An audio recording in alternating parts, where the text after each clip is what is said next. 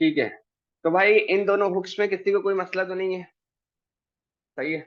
Okay. अच्छा, हमारे पास react के जो तीसरा हुक है वो एक किस्म का सबसे पहला हुक है, जो सही है, उसको मैं नाम दे देता हूँ जीरो का, जीरो वे टू यूज।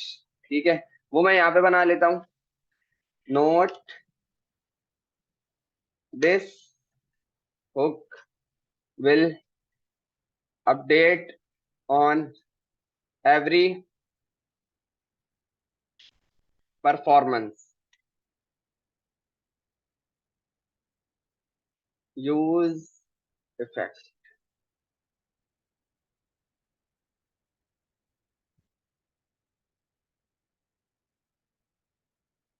ठीक है, ये यूज इफेक्ट रिएक्ट का एक किस्म का जो तीसरा यूज है, सबसे पहला बोल सकते हैं, तीसरा रूल है, जिसमें आप सिर्फ एक पैरामीटर देता हो, सही है, which is call back function.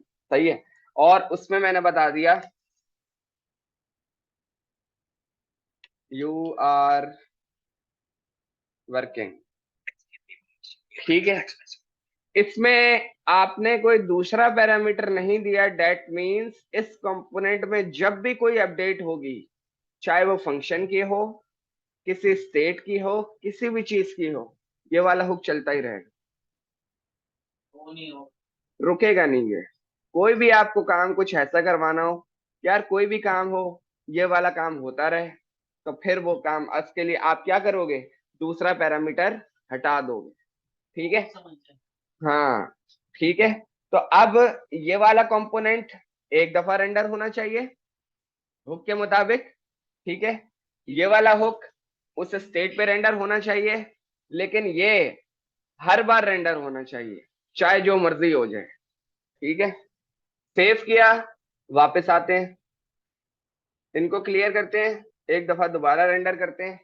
You are working सबसे पहले रेंडर हुआ, जैसे कि मैंने आपको बताया था। उसके बाद hello Ahmed component render init state. ठीक है, अब जब इस पे मैं क्लिक करूंगा तो क्या रेंडर होगा, जो स्टेट का स्टेट वाला यू आर वर्किंग। ठीक है, क्लियर किया, और वो दोनों चीजें रेंडर हो रही हैं। ठीक है, इसकी एक और एग्जांपल करके देखते हैं, एक और एग्जांपल करके देख लेते हैं इसकी। मैं यहाँ पर आया, एक मैं और स्टेट बना लेता हूँ, const is equal to use state, और इसकी इनिशियल वैल्यू दे दी फॉल्स, और इसको मैंने दे दिया toggle, toggle comma set toggle. ठीक है, एक बटन बना देते हैं,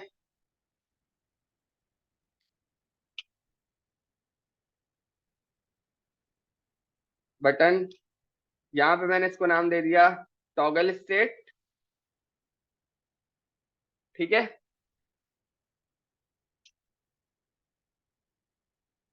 on click, call back function में स्टेट को अपडेट कर देते हैं। सेट टॉगल में मैंने क्या रख दिया, टॉगल स्टेट में जो भी रखा हुआ है उसको उल्टा कर दो, कोई मसला, जो भी रखा हुआ है उसको उल्टा कर दो, ट्रू है फॉल्स, फॉल्स है ट्रू, क्लियर, खत्म। सही है, ओके। मैंने यहां पर आया और मैंने इसको कॉपी करा, नीचे आया, और मैंने इसको बोला this hook will work on every state of toggle state, TOGGLE state. ठीक है, और यहां पर मैंने इसको बोल दिया टॉगल। ठीक है, और अब मैंने इसको यहाँ पे बता दिया टॉगल स्टेट, और इंस्टेड ऑफ इनिट स्टेट मैं यहाँ पे लिख देता हूँ काउंट स्टेट। ठीक है, अब देखो, सबसे पहले हम कोड पर आते हैं, ये हर बार चलेगा, क्लियर, हाँ कि नहीं? ओके, ये कब चलेगा, एक बार जब कंपोनेंट माउंट होगा, रेंडर्ड होगा। ठीक है, ये कब कब चलेगा, किस पे, अपडेट पर। ठीक है, ये कब चलेगा, जब टॉगल स्टेट वाला बटन चलेगा। जो कि ये रहा। ठीक है, हम आते हैं, क्लियर किया सब कुछ और सेव किया, और मैं वापस आया। इनिशियली सब चलेगा क्योंकि आपकी एप्लीकेशन रेंडर हुई है। ओके, अब इसके क्लिक पर, इंक्रीमेंट नम स्टेट के क्लिक पर, आपके पास जो है काउंट स्टेट वाला हुक चलना चाहिए और यू आर वर्किंग वाला हुक चलना चाहिए। ठीक है, मैंने क्लिक किया, ये दोनों वर्क कर रहे हैं। ठीक है, अब जब मैं इस पे क्लिक करूं, टॉगल स्टेट इज वर्किंग और यू आर वर्किंग। ठीक है, ठीक है भाई, ये आपके उस यूज इफेक्ट का तीसरा काम था कि जब कोई भी आपके हुक में, आपके कंपोनेंट में स्टेट की अपडेट हो, तो भाई इसके अंदर जो भी काम हो रहा हो वो आपको चला देना है। ठीक है, ये तीन यूज इफेक्ट के इतने मेन काम हैं कि सारी फंक्शनैलिटी इनसे कंट्रोल हो रही होती है कंपोनेंट्स की। ठीक है, तो जितने भी फंक्शन कॉलिंग फंक्शनैलिटी आप लिखोगे वो सारी इनसे एसोसिएटेड होगी कि भाई ये आपकी कंपोनेंट की एक किस्म की परफॉर्मेंस को यही बूस्ट करते हैं और उनकी फंक्शनैलिटी को यही कंट्रोल करते हैं। क्लियर है? ओके, सबसे लास्ट जो है उसको हम जो है, मैं आपको सिंटैक्स लिख के बता देता हूँ।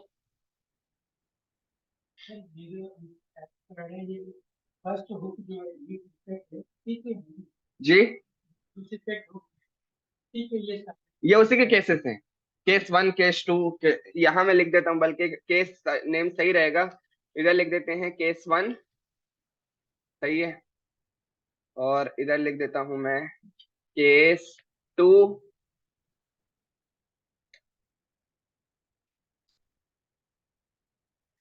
केस थ्री, और अब मैं यहाँ पे लिखता हूँ case for. Note when this component अनमाउंटेड,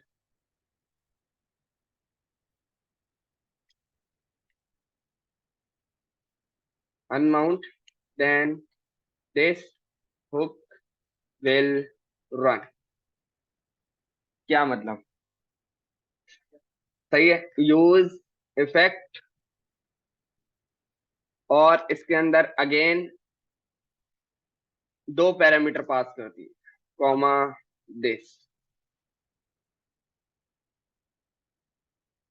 ठीक है, ये हुक तब वर्क करेगा जब आपका कंपोनेंट खत्म होने वाला होगा। क्या मतलब खत्म होने वाला? यानी कि या तो आपकी एप्लीकेशन बंद होने वाली है, आपने लॉग आउट पे सब खत्म करवा के एप्लीकेशन बंद करवा दी, विंडो डॉट क्लोज। ठीक है, या तो फिर आप एक जगह से दूसरी जगह पर चले गए, किसी दूसरे कंपोनेंट पे चले गए, आपका कंपोनेंट खत्म। ठीक है, यहां पर आपको लिखना है सीधा सीधा रिटर्न और एक कॉल बैक फंक्शन। अब जब आप उसने देखा कि भाई ये इसने लगाया हुआ है कि सिर्फ एक दफा चलना है, जब एक दफा चलना है, जब एक दफा चलना है ना, तो फिर वो कंपोनेंट के अंदर आके देखेगा कि कॉल, उसके अंदर फंक्शनैलिटी क्या है। लेकिन जब वो देखेगा ना रिटर्न, तो उसके अंदर उस रिटर्न के बाद वो देखेगा कि यार एक कॉल बैक लगा हुआ है, तो यहाँ यहाँ आकर वो आपकी जो इसके अंदर की फंक्शनैलिटी है उसको सेव कर लेगा। और कब चलाएगा? जब आपका कंपोनेंट खत्म हो जाएगा। मैंने यहाँ पे लिख दिया console.log component mounted, component unmount, आपका कंपोनेंट खत्म हो चुका है। सही है, क्लियर है यहाँ तक? तो भाई ये वाला हुक जो है कब लगाएंगे, ये आपका सवाल होना चाहिए। ये वाला सवाल आपका एक ये है, जब आप एक पेज से दूसरे पेज पर जा रहे हो, लेकिन फिर भी क्यों, आपके पास सपोज करो कि क्विज चल रहा है, क्विज का टाइमर है, या कोई भी ऐसी चीज के इंटरवल चल रहा है। ठीक है, जब आप किसी दूसरे कंपोनेंट में जाओगे, आप उस इंटरवल को रोकोगे, और वो रोकने का काम ये रिटर्न के अंदर की फंक्शनैलिटी आपका परफॉर्म कर देगी कि भाई जैसे ही आपका वो कंपोनेंट से इधर उधर जाए, ये कंपोनेंट खत्म हो, इसके अंदर आप क्लियर इंटरवल से उसको रोक दो, डेटा सेव रहेगा।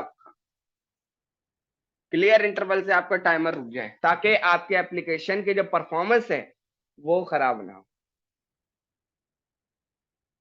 क्लियर है? ये इसका फोर्थ केस है। यहां हम लिख देते हैं केस 4, CASE 4। तो यहां तक किसी का कोई सवाल है तो वो बता। ये इसके सारे व्यूज आएंगे, कैसे होंगे? भर सब इस पे लिखता हूँ। हाँ हाँ, काम करने से आएगा। ठीक है। हम जो है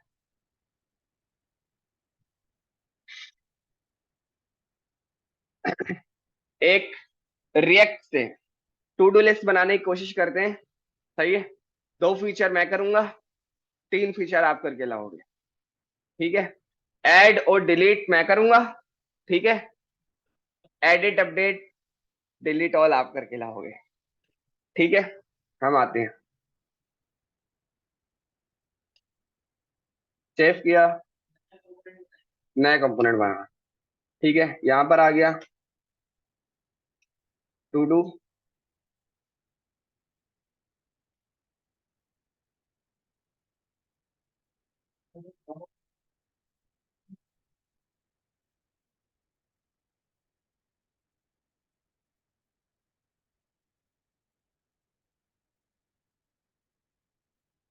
टू डू डॉट जे।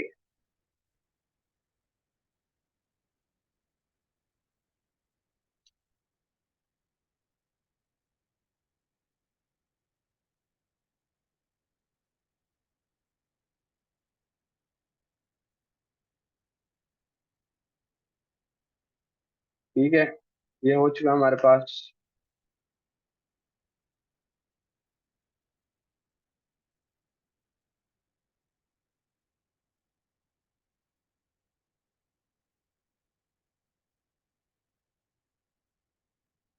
यहाँ पर एक H1 बना देते हैं। To do list app React JS. ठीक है, सेव किया, ऐप डॉट जेएस पे आए, टू डू लिस्ट ऐप। हाँ, हुक्स को बंद कर।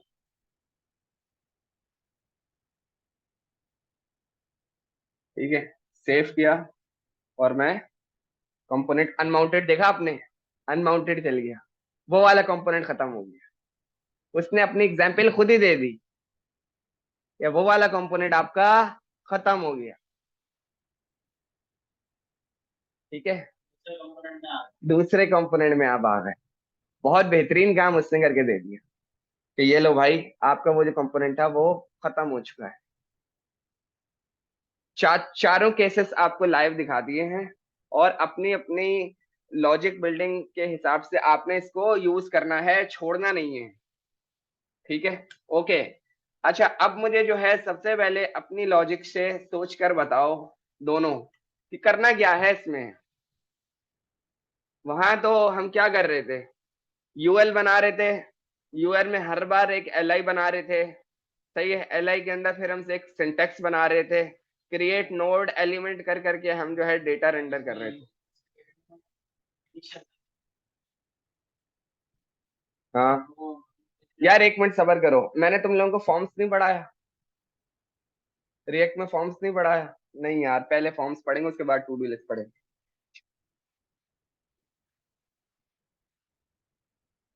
फॉर्म्स पढ़ना ज्यादा जरूरी है। मैं इंस्टेड ऑफ टू डू इसको कर देता हूँ फॉर्म,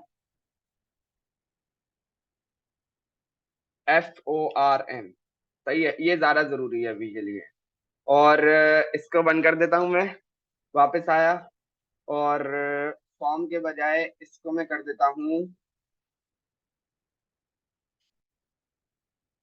FORM.js।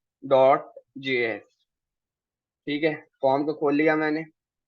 और यहां पर हम कर लेते हैं learning, LEARNING, learning form, FORM। Copy किया, paste this, learning form ORM in React.js। ठीक है, सेव किया, वापस आते हैं।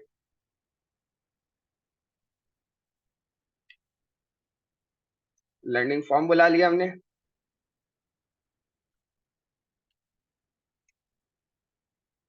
लर्निंग फॉर्म, ठीक है, सेव किया, और इधर हमारे पास आ गया लर्निंग फॉर्म। ठीक है, अच्छा जी, सबसे पहले लर्निंग फॉर्म क्यों? रिएक्ट का आपके पास एक टॉपिक है, control and uncontrol components in React. ठीक है, कंपोनेंट से क्या मुराद है? कोई भी सेट ऑफ HTML सेक्शन। ठीक है, ये आपके पास एक HTML का सेक्शन है, क्या इसको रिएक्ट कंट्रोल कर रहा है? नहीं कर रहा, क्योंकि इसमें आपने एक डमी सिंटैक्स डाला हुआ है बस। एक आपने इसमें स्टैटिक टेक्स्ट डाला हुआ है, स्टैटिक मतलब डमी, हार्ड कोटेड, जो चेंज ना होने वाला हो, जावास्क्रिप्ट ना लगी हुई हो, एक हार्ड कोटेड कोई भी टेक्स्ट हो। ठीक है, कोई भी ऐसे कंपोनेंट जो रिएक्ट से कंट्रोल हो रहे हो, that is called control components. और ये इस टाइप के जो स्टैटिक कंपोनेंट है, that is called uncontrolled components. ठीक है, वो एलिमेंट्स जो HTML के, या वो टैग्स HTML के जिनको रिएक्ट कंट्रोल करे, वो है आपके कंट्रोल कंपोनेंट्स। और जो नॉर्मल कहलाएंगे, that is called uncontrolled components. अब सवाल ये आता है, वो भाई वो कंपोनेंट क्यों बोला है? क्योंकि उसने आपको बताया है set of HTML section is called component.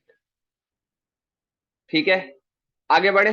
Okay, मैं यहां पर बनाता हूं एक इनपुट की फील्ड, सही है। ओके, इनपुट दिस, ठीक है, इनपुट की फील्ड मैंने यहां पर बना दी, सही है। एक बटन भी बना देता हूं राइट नाउ के लिए,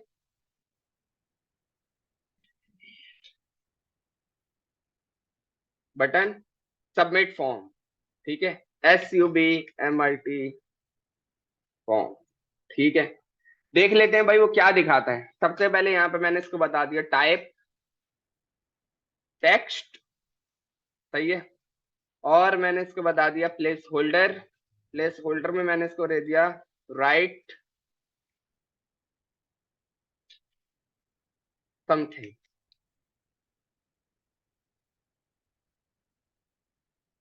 1 2 3, ठीक है, सेव किया, और मैं वापस आया। उसने मुझे एक फॉर्म रेंडर करके दे दिया, और उसके साथ एक बटन भी है। एक बटन क्या है, हम जल्दी से एक हैंडलर बना लेते हैं, कॉन्स्ट फॉर्म सबमिट हैंडलर।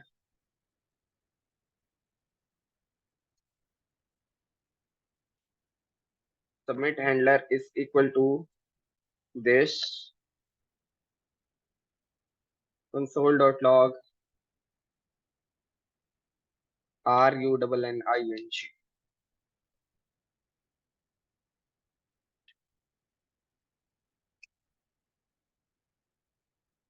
और यहाँ पे मैंने ऑन क्लिक में क्या पास कर दिया, submit handler, Alt Shift F, save, और वापस सबमिट हैंडलर रन हो रहा है। ओके यार, अब मैं इसके अंदर जो लिख रहा हूं AHMED, मुझे बताओ कि ये वैल्यू मुझे चाहिए यहाँ पर, ये मैं कैसे करूँ? रिएक्ट में आपके पास डॉक्यूमेंट नहीं चलता, डॉक्यूमेंट चलता है, रिकमेंडेड नहीं है, आपको वो यूज नहीं करना। अब इस कंपोनेंट का डेटा, मुझे जो इनपुट फील्ड है ये वाली, मुझे ये यूज करना है, इसको मैं कैसे यूज करूं? मुझे इसका डेटा, मुझे जाहिर है आपके पास फॉर्म तो पूरी वेब डेवलपमेंट, मोबाइल जितनी भी डेवलपमेंट है, सॉफ्टवेयर डेवलपमेंट की, फॉर्म तो आपका मेन चीज है। डेटा आप लोगे कैसे यूजर से? वैल्यू क्या लिखें, कंसोल में क्या लिखूं मैं? हाँ, नेम से भी कैसे लोगे? नेम से भी कैसे लोगे?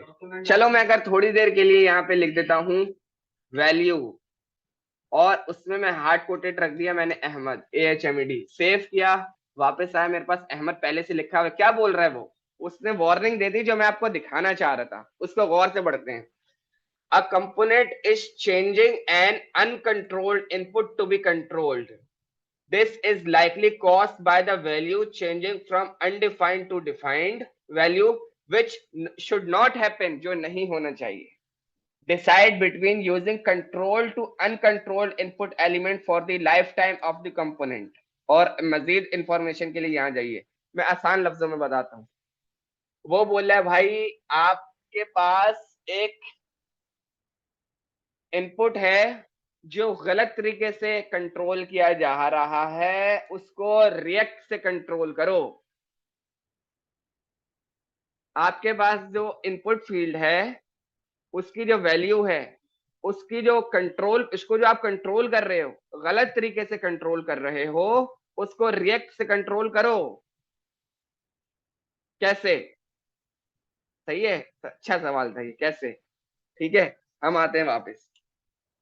मैं यहां पर आया, मैंने एक स्टेट बना दी, const user input x is equal to use state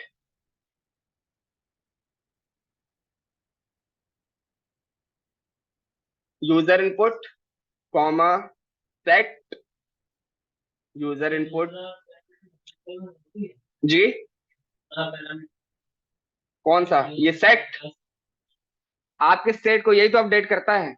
नहीं, फिर जरूरी नहीं, फिर जरूरी नहीं।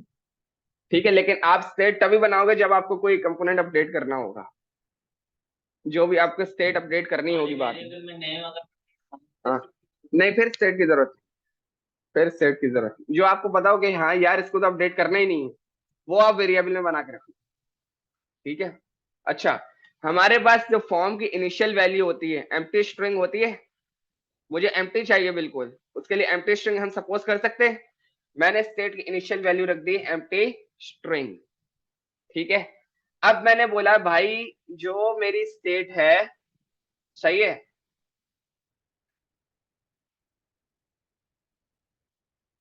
मैंने यहां पे लिख दिया यूजर इनपुट। ठीक है, अब मैं अपनी जो मेरा फॉर्म है उसको कंट्रोल कर रहा हूं रिएक्ट के साथ, उसको एसोसिएट कर रहा हूं रिएक्ट के साथ। ठीक है, सेव किया और वापस आया, सही है। उसने अब एक नया एरर दिया है, हम एक दफा रिफ्रेश करते हैं ताकि पुराना देख ले, पुराना वाला तो नहीं आ रहा, नया वाला ही आ रहा है ना। रिफ्रेश किया, हमारे पास पुराना, एटलीस्ट पुराना वाला एरर जा चुका है और एक नया एरर क्रिएट हो चुका है। और पहले हम कंपोनेंट में जाके देख लें, हमारे पास स्टेट क्रिएट हुई है, हमारे पास बिल्कुल स्टेट क्रिएट हो चुकी है, सही है। अगर हम इसको पेंसिल को खोलें तो कुछ नहीं बता रहा, कोई मसला नहीं है। लर्निंग फॉर्म में हमारे पास एक ही स्टेट है जिसकी वैल्यू इनिशियल एम्प्टी स्ट्रिंग है। ओके, अब वो क्या बोल रहा है? अब वो ये बोल रहा है you provide a value prop to a form field without an on change handler, this will render a read only field. If the field should be mutable, use default value, otherwise set either on change or read only. Okay, भाई वो बोल रहा है बड़े डराने डरावने message कर रहा है वो। बोला है आपने जो फॉर्म को वैल्यू दी है वो रिएक्ट तो दी है, लेकिन अभी जब आप उसमें लिखोगे ना, उससे आपका कंपोनेंट, अभी इनपुट का जो कंपोनेंट है वो अभी भी कंट्रोल नहीं करेगा, उसके लिए आपको यूज करना पड़ेगा ऑन चेंज। अदरवाइज अगर आपको नॉर्मल वैल्यू ही दिखानी है तो आप यूज कर लो डिफॉल्ट वैल्यू। हम इसकी बात को वेरीफाई करने के लिए पहले हम ऑन चेंज नहीं लगाते, हम डिफॉल्ट वैल्यू लगा के देख लेते हैं कि क्या तब एरर तो नहीं आ रहा। मैंने इसको क्लियर किया, वापस आता हूं, इसको यहां से बंद किया और default value is equal to user input ठीक है, सेव किया, मेरे पास अब पहले वाला एरर है, ठीक है, अब पहले वाला एरर, एटलीस्ट वो एरर नहीं है, ठीक है। वापस जाते हैं, डिफॉल्ट वैल्यू तो हम इसमें कभी भी यूज नहीं करेंगे, हम इस पर आ जाते हैं, सेव किया दिस, ठीक है। अब इसको देखते हैं, आपके पास रिएक्ट में फॉर्म को हैंडल करने के लिए एक एट्रीब्यूट यूज होता है which is on change, which is on change, ठीक है। सबसे पहले मैं यहाँ पे एक बना लेता हूं जी, फॉर्म का टैग लिखना तो जरूरी है, उसके अंदर ही काम होगा। मैंने एक यहाँ पे फंक्शन बनाया, const form handler is equal to brackets this, ठीक है। और इसको बंद कर देता हूँ थोड़ी देर के लिए, और मैं यहां पर आया, मैंने लिखा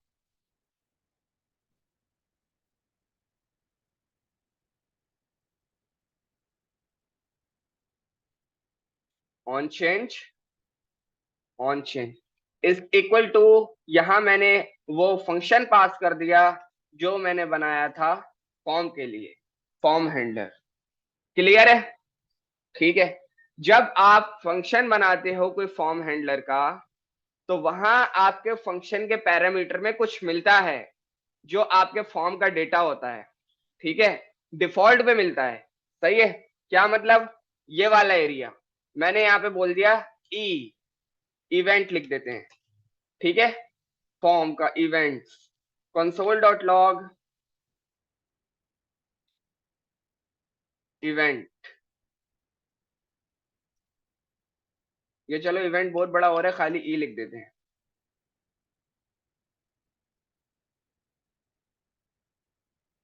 इसको हटाते हैं और सेव करके जाते हैं, अब हमारे पास कोई एरर नहीं होना चाहिए, सेव किया और वापस आया, मेरे पास कोई एरर नहीं है, सही है। मैं रिफ्रेश करके देख लेता हूं, अब भी मेरे पास कोई एरर नहीं है, ठीक है। जब भी मैं यहाँ पे अब कुछ लिखूंगा तो मेरे पास कुछ ना कुछ कंसोल में आना चाहिए। मैंने लिखा ए, उसने मुझे कुछ ना कुछ डेटा ला कर दिया, इसको थोड़ा सा रीड कर लेते हैं। यहां पर मैं आया और वो मुझे बता रहा है कैंसिलेबल टारगेट, ये वो पता नहीं क्या क्या बता रहा है।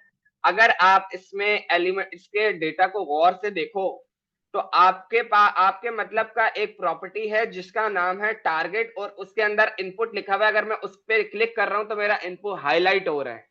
मैंने बोला भाई ऐसा करो, इवेंट डॉट टारगेट,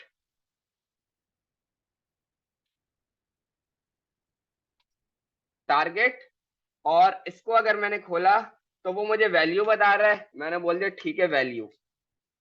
इनपुट के अंदर जो टारगेट रखा हुआ है उसके अंदर जो वैल्यू रखी हुई है वो लेकर आ जाओ, ठीक है।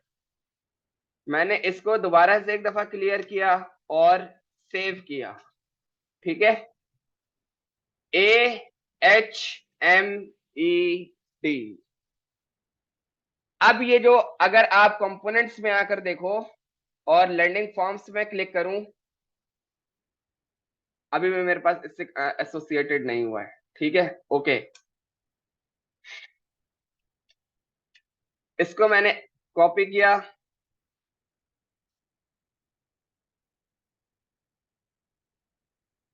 Set user input,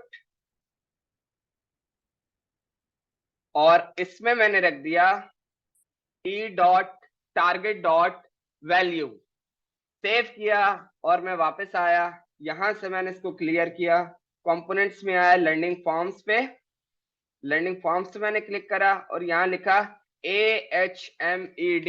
now this input component is associated with react component, this is called controlled component. अब आपका जो फॉर्म है वो रिएक्ट के साथ एसोसिएटेड हो चुका है। जितने भी आप फॉर्म्स बनाओगे ईच एंड इंडिविजुअल सारे रिएक्ट के साथ एसोसिएटेड होंगे, रिएक्ट में फॉर्म ऐसे ही बनते हैं, जावास्क्रिप्ट से बिल्कुल अलग हैं ये। सही है, उसमें तो आप ऐसा कुछ नहीं कर रहे थे, उसमें आप डॉक्यूमेंट से सारा आसानी से काम हो रहा था, इसमें आपको ये काम करना पड़ेगा। ठीक है, अब अगर मैं इसमें जाऊं सबमिट हैंडलर में, और यहां पर मैं जाऊं, मैंने बोला कि भाई कंसोल डॉट लॉग करा दो यूजर इनपुट। अब हम अगर जाके देखें, सेव किया, वापस आया कंसोल में, सबमिट किया, तो वो मुझे अहमद ला कर दे रहा है। मैंने बोला भाई जैसे ही डेटा मेरे पास रेंडर हो जाए, इनपुट को भी क्लियर करवा दो। ठीक है, वापस आते हैं, सेट यूजर इनपुट, और उसको करवा दो एम्प्टी। सेव किया, वापस आए, क्लियर, और डेटा हमारा रेंडर भी हो चुका है और हमारा इनपुट फील्ड क्लियर भी हो चुका है। इतना लंबा काम, एक फॉर्म से वैल्यू गेट करने की।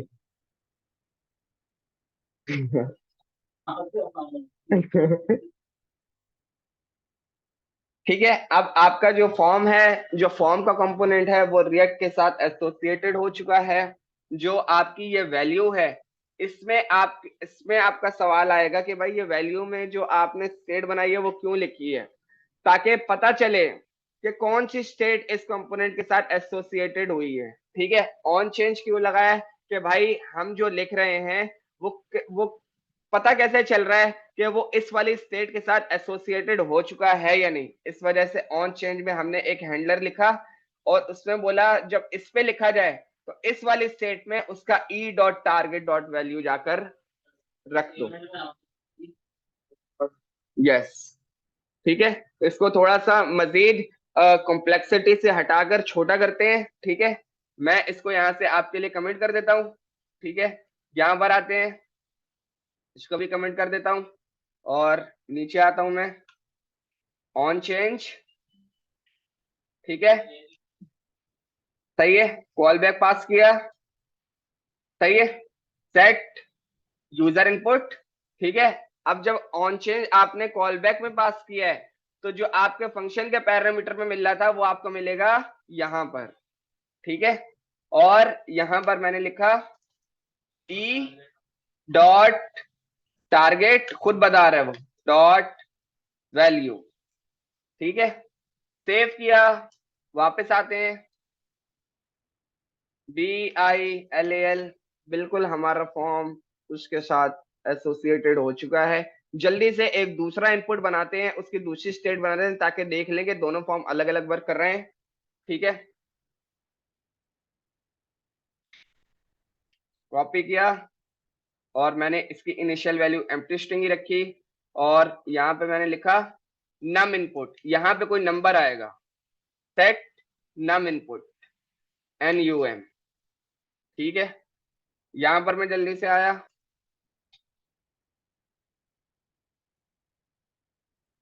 कॉपी किया इसको, नीचे आया, इसको मैं यहां से हटा देता हूं, और टाइप में मैं क्या दूंगा,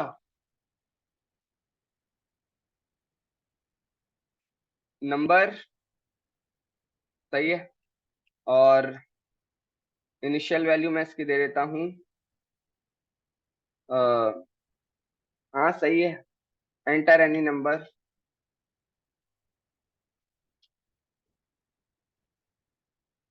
एंटर एनी नंबर, वैल्यू में मैं अब क्या दूंगा, नम इनपुट। ठीक है, सेट नम इनपुट में रख दो event dot target dot value. अब ऊपर वाली स्टेट के साथ, नीचे वाला नीचे वाली स्टेट के साथ। ठीक है, सेव किया, वापस आते हैं, एक BR का टैग लगा देते हैं यहाँ पे ताकि वो नीचे आ जाए, BR स्लैश, कॉपी किया, सेव किया, और हमारे पास वो इस तरह से आ रहा है। लर्निंग फॉर्म पे जब मैं गया तो अब मुझे वो दो स्टेट्स बता रहा है, एक यूजर इनपुट और एक नम इनपुट। ठीक है, अगर मैं इस पे जा रहा हूं तो वो मुझे बता भी रहा है कि भाई ये नंबर वाली है।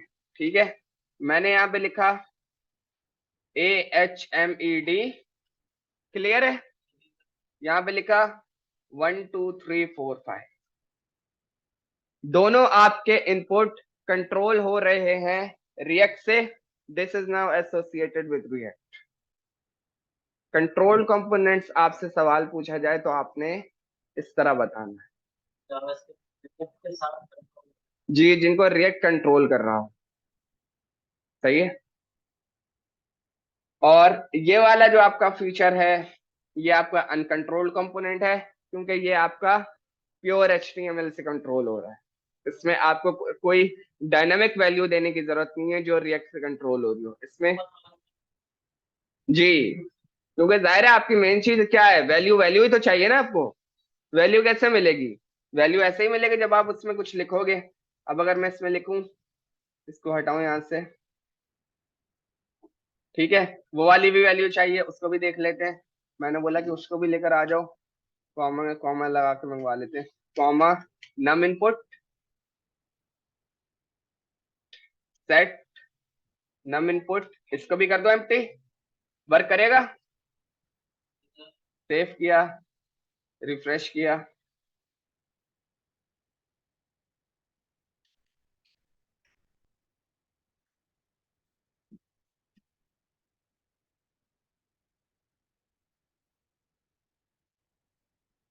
ठीक है। फॉर्म्स क्लियर है, कंट्रोल अनकंट्रोल कंपोनेंट्स क्लियर है, आज के लिए इनफ है। तो ये प्रैक्टिस कर कर आनी है आपको भरपूर। यूज इफेक्ट आपका मोस्ट इंपोर्टेंट टॉपिक है। Forms, control and control components आपके मोस्ट इंपोर्टेंट टॉपिक है। ठीक है, मार्केट इसकी भरपूर है, काम भरपूर है। जल्दी से काम सीखो और मार्केट में आ जाओ।